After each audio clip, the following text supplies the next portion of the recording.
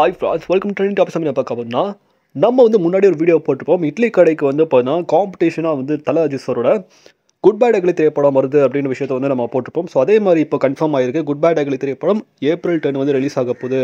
Government holiday அன்னைக்கு வந்து வருது அப்படின்னு சொல்கிறாங்க. ஸோ இதை பார்த்து நிறைய அஜித் ரசிகர்கள் வந்து போனால் இட்லி கடை கூட சண்டைக்கு வாங்கடா, அடி வாங்கடா, இப்போ வாங்கடா பார்த்துக்கலாம் அப்படிலாம் சொல்கிறாங்க.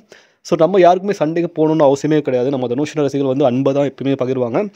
ஸோ கன்ஃபார்மாக வந்து படம் நல்லா இருந்துச்சுன்னா மக்கள் செலிப்ரேட் பண்ண போகிறாங்க. படம் நல்லா இல்லைனா மக்கள் வந்து வேறு படத்தை சூஸ் பண்ணி பார்க்க தான் போகிறாங்க. அது எவ்வளோ பெரிய ஸ்டார் படமாக இருந்தாலும் சரி, யார் படமாக இருந்தாலும் சரி. ஸோ நல்ல கண்டென்ட்டை கொடுங்க, நல்ல படங்களை கொடுங்க.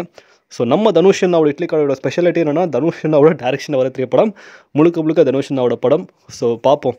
கன்ஃபார்மாக வந்து பார்த்தீங்கன்னா அந்த சைட்லேயும் ஒரு வெற்றி அடையும். ஸோ அதே மாதிரி நம்ம தனுஷ் ரசிகனும் பயங்கரமான வெற்றி அடைய போகுது. ஃபஸ்ட் டைம் வந்து தனுஷ் அண்ணா பஸ் அஜித் குமார் ஒரு பிக் லீக் வந்து பார்த்தா கிளாஷ் ஆக போகுது. ஸோ இப்போ தெரியும் யார் மாசு அப்படின்னு தெரியும். ஸோ இதை பற்றி உங்களுக்கு வந்து கீழே கமெண்ட் பண்ணுங்கள். நம்ம தனுஷ் ரசிகர்கள் இருந்தால் கீழே கமெண்ட் பண்ணி நம்ம இட்லி கடை எனக்கு ஃபயராக தான் இருக்கும்டா, நாங்கள் எப்பயும் மாசாக தானே இருப்போம் அப்படின்னு சொல்லி கமெண்ட் பண்ணுங்கள். மகிழ்ச்சி.